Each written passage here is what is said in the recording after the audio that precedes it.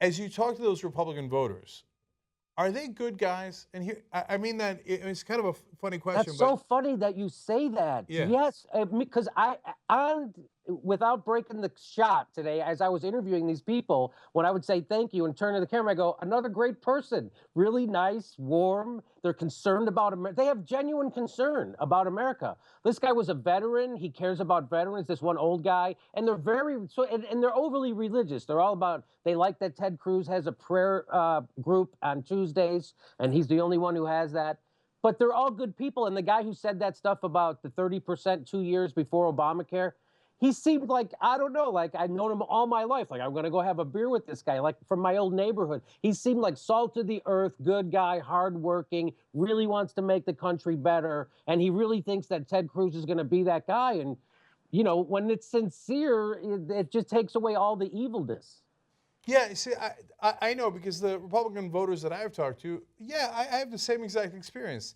Generally, of course, there's a lot of bad apples there, but usually it's more in the activist guys and the douchebags who are online and yada yada. But when you go actually talk to real voters, they mean well. They like Thanksgiving and Christmas at home. Yes. They like their church, right?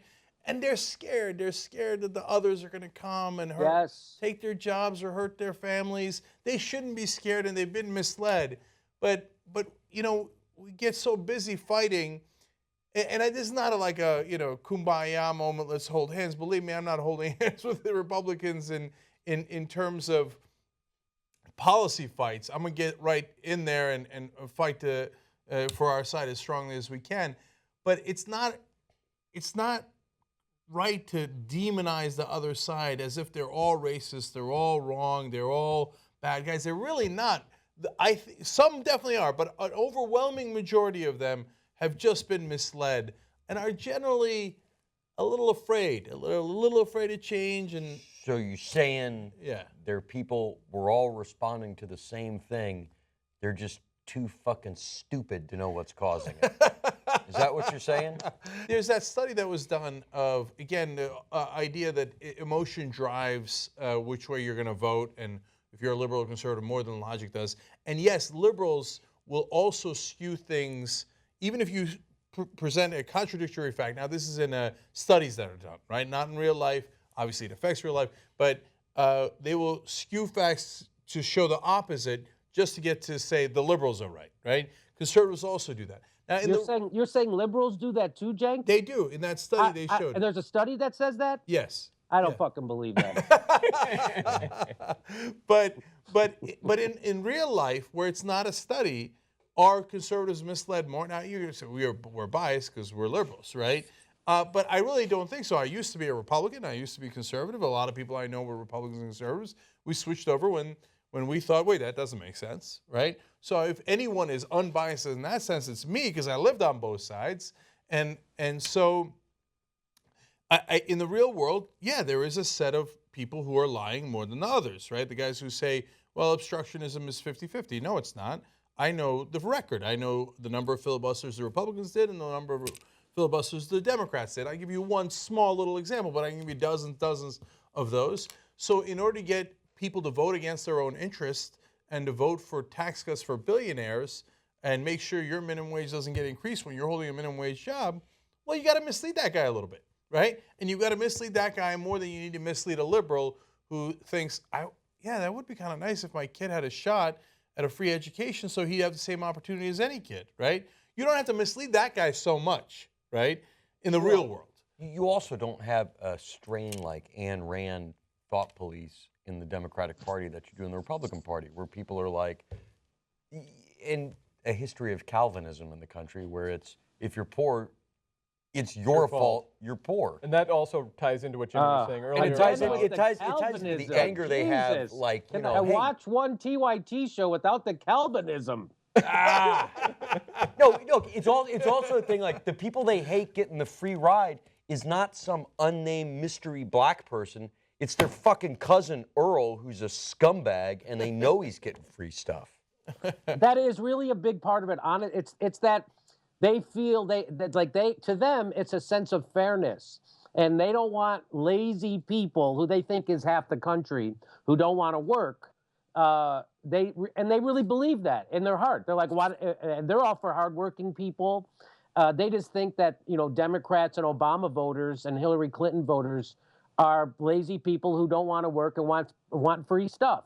Hillary Clinton's supporters have said that stuff about Bernie supporters. So how much worse are Republicans? You know what I mean? It's weird to see that happen inside the Democratic Party happening right now, where they're at each other's throats, the Hillary supporters and the Bernie supporters. So, yeah, I mean, I hear exactly what you're saying, Cenk, that it has opened my... And to meet those people yesterday at the Ted Cruz event, they were a lot, I don't know, just warm, nice people. I know. The ones in Jefferson were a little too, ding, ding, ding, ding. And... it was, but here it was really. I kept saying to Hank, my cameraman, like, "Wow, these are really nice people." I don't know what to say. I don't want to, hurt their feelings. Yeah. And after all these years, what the average Republican voter is kind of like? Archie Bunker. Yeah. That's kind of who he is, right? To a lot of the sort of the tribal identity of being conservative is not about being conservative. It's about being against whatever's liberal. And Obamacare is such a perfect example because they were not railing against Obamacare back when it was the Heritage Foundation care or Romney care. It's only because Obama supports it. It has nothing to do with the actual policy and what it consists of. It's because it's Obama, and so we oppose it. And which is true. It's why the Republicans it doesn't matter who Obama nominates. That person is going to be unacceptable by definition because Obama nominated him. And the way they define themselves, many of these people, is as not liberal, not as conservative, but I'm against that. And so that's why that's a telling bumper sticker, I think. No, that's a great point by Malcolm, because now, yeah, we painted him as a lot of them are nice guys and stuff, but there is a anger inside, right? There's fear, there's anger, and of course, it's in all of humanity, right? But a little bit more on that side, and that's why they're driven by that. As much as a lot of liberals, like here in LA, hate conservatives, let's just call it what it is. Fair is fair, right? I have never seen a bumper sticker that says, "I'm not a conservative," right? Because they don't define themselves that way. You don't define yourself by what you're not. You define yourself by what you are. That's why I said the same thing. I'm like, what a weird way to say it. I'm not a liberal. It's like, you just wanted to be mean. Yeah. Well, that's because, as you guys are both saying, that's what drives them. What drives them is not being a liberal.